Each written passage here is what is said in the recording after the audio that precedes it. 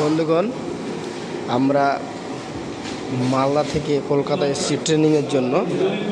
আজকে আমের আচার কিভাবে তৈরি হয় আমি সেটা আপনাদের দেখাবো। স্যার দেখাচ্ছেন আমাদের কিভাবে তৈরি করতে হয়। এই যে দেখুন, প্রথমে কিভাবে মাপা হয়, হলুদ, লবণ, আপনার ওই যে মশলা, তেল, কত কি লাগে না লাগে এই যেখানে মেশিনের মাধ্যমে লাপানো হচ্ছে। আমরা হচ্ছে মালদাবাসী, আমাদের মালদা জেলা আমের বিখ্যাত। এই দেখুন, এরা আমার ক্লাস ফ্রেন্ড, আমরা একই সাথে এসেছি। ইনি হচ্ছে বিক্রম মণ্ডল, ইনি হচ্ছে জামাল, ইনি হচ্ছে সাউদ আলম, ইনি হচ্ছেন আমাদের টিচার্স মাস্টারমশাই। এনারা অনেকেই রয়েছেন, সব কিছু মানে আপনাদের দেখাচ্ছি। এরা সবাই আছে, আমি আপনাদের দেখাবো যে আমের আচার কিভাবে তৈরি হয়। আমরা হচ্ছে মালদাবাসী, মালদায় বিখ্যাত আমের আচার কিভাবে তৈরি হয় আমি সেটা এই দেখুন দেখাচ্ছে। আমি আপনাদের দেখাচ্ছি, আপনারা দেখুন। আমি আর বেশি কিছু বলছি না, যে আমের আচার কিভাবে তৈরি হয় আমি সেটা আপনাদের দেখাবো।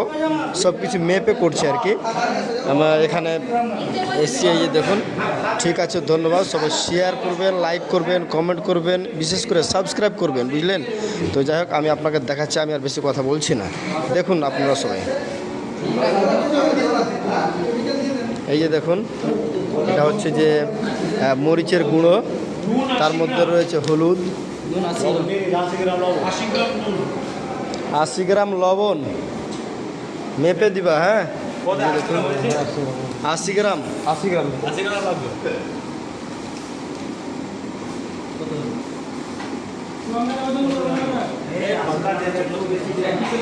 বেশি দিবা না, 80 গ্রামই দাও। এটা ওজনের মাপ আছে। হ্যাঁ, কমে না, 85 হয়ে আছে, ওটাকে 80 বানাও। ভরে দাও না, ওখানে ভরে দাও, হয়ে গেছে। এই দেখুন, এখানে আমি আরও একটা জিনিস দেখাই। এখানে টমেটো আচার তৈরি হয় এখানে। এই যে দেখুন, টমেটোর আচার কিভাবে তৈরি হয়। আমরা এখানে যাবতীয় বিভিন্ন ধরনের জিনিস শিখতে এসেছি, যেটা হচ্ছে যে কম্পিউটার ক্লাস থেকে নিয়ে জমিতে যে পোকামাকড় থাকে সবগুলো থেকে নিয়ে আমরা জড়িত থাকবো। দেখুন,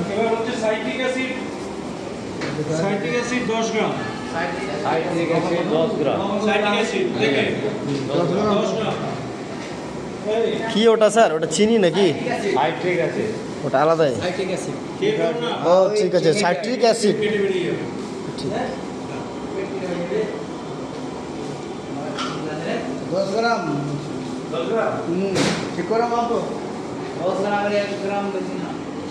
সাইট্রিক অ্যাসিড দিচ্ছে 10 গ্রাম, বাস হয়েছে। আর লাগবে না, হয়ে গেছে। পেপারটা 2 গ্রাম আছে, বোতলে, ছোট বোতলে তুলতে হবে, বাইরে করবে। হালকা করে বোতলের মধ্যে 10 ml মতো অল্প নামাই বলতে স্যার। 10 গ্রাম 10 গ্রাম স্যার। একটু ওই যে বিক্রম আমাদের ওই খাই, টমেটো আচার খুব খেতে পছন্দ করে। আজকে ওকে একটু 1 গ্লাস দিয়ে দেবেন তো। বিক্রম, একটু ক্যারিতে নিয়ে নে। এটা ফ্রেশ, এটা ফ্রেশ। এই যে দেখুন, ওইভাবে না দেখুন টমেটো আচার কিভাবে বানানো হয়। এখান থেকে নিয়ে এই মেশিন থেকে নিয়ে পিষে এখানে বের করছে, এখান থেকে আবার ওখানে সিদ্ধ করছে। তারপরে এটা হচ্ছে ফিনিশ।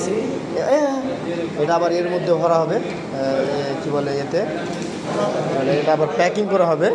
প্যাকিং করে বানানোর পরে মানে পার্সেল হবে আর কি।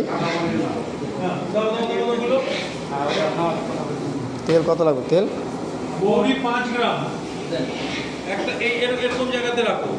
মৌরি ছাড়া কি আছে? 5 গ্রাম মৌরি। মশলা কি আছে এটাতে? আর কিছু আছে? দেখো না মশলা আছে, দেখো লুজ এরকম প্যাকেট। মশলা জিরে, এগুলো কি আছে দেখো না। হ্যাঁ আছে। হ্যাঁ, এগুলো কি?